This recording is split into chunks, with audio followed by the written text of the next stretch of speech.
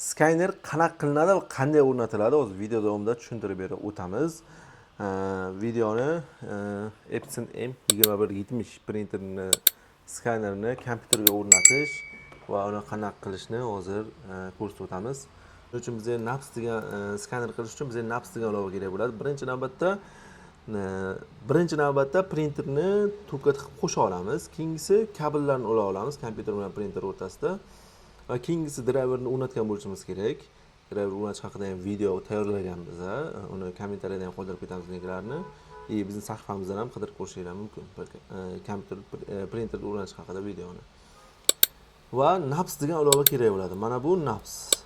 O'rtaga qo'yay. Mana bu NAPS degan ilova. Buni qayerdan topish mumkin desanglar, buni bizning Telegram kanalimiz bor. Telegram kanalimizda joylashtirganmiz. Sal yuqoriroqqa ko'tarilasizlar yoki poiskda NAPS deb yozsanglar, bizning Telegram kanalimizda chiqadi ichidan. Va mana bu yerda NAPS degan ilova bor. NAPS degan ilovani qayerdan topish mumkin? Biz Telegram kanalimizga joylashtirganmiz. Faqat kirganlaringdan sal yuqoriroqqa ko'tarilasizlar. Mana NAPS 2. Shuni skachat qilasizlar. Mana shuni ustiga bosasizlar. Запустить degan tugmani bosasizlar. Запустить. Русский. Я принимаю условия соглашения. Далее.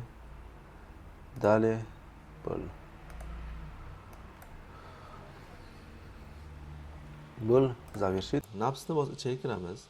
Kirganimizdan so'ng mana scanner degan tugmani yoniga kelsanglar, mana bu yerda mana maydagina pastga qarab turgan stilgacha bor. Stilgan ustiga bosamiz.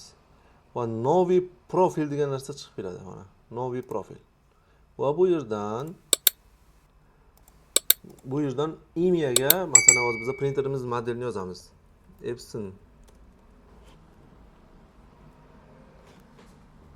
Epson M EP deb yozamiz. Printerimiz modelini yozamiz. Masalan, EP endi qisqartma qilib yozdim. Epson M2170. Va bu yerdan выбор skanerdan biz o'rnatgan printerimizni tanlaymiz. Mana bu yerda Epson M2170. Выборni bosdik. Va выборni bosganimizdan so'ng mana bu yerdan hamma narsasi to'g'ri, o'zgartirmaymiz. Okni bosamiz. Mana hozir skaner qilib ko'radi Premierga. Mana shu ikkita narsani hozir skaner qilamiz. Mana shu ikkita narsani. Buning uchun printer ustuni qopqog'ini ochib qo'yib olamiz, joylashtirib yaxshilab ikkalasini hamda va boshidan skaner degan tugmani bosamiz. Masalan, agar printer modeli ko'p bo'lsa, shuni bosib turib, mana bu yerdan tanlab olasizlar. Mana bizga ko'rib turishingiz mumkin, ptichka chiqib turibdi. 2170 ga.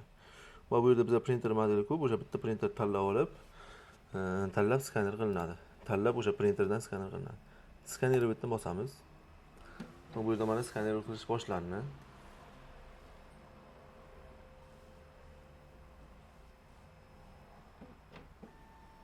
Mana ko'rsanglar mumkin, chiqib keldi o'zi.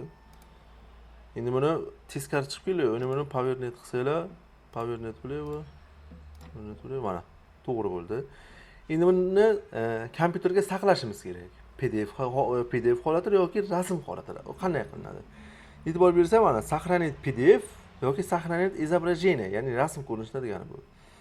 PDF uchun mana сохранить PDF bosib turib, masalan, рабочий stolga EP M2170 qilib yozamiz. 79 bo'lib ketib berdi, 2170. Сохранitni bosamiz. Qani endi hozir buni pastga tushirib kiramiz. Mana EP M2170 ko'rishinglar mumkin. Ochamiz. Bu telefonniki, mana bu ikkinchisi. Va buni rasm holatida qanday qilishni ham hozir yana ko'rsatib o'tamiz. Rasm holatida сохранить изображение, рабочий стол. Mana bu yerdan 1 2 3 4 5 6 7 8 9 shunday nom qo'yib qo'yamiz. Bo'ldi. Mana bu yerda rasm ham paydo bo'ldi. Mana. Bo'ldi, printer skaner qilish xuddi shu tartibda amalga oshadi. Video yoqqan bo'lsa, video sahifamizga like bosib, videoga like bosib, sahifamizga obuna bo'lib qo'yishni esdan chiqarmaydi.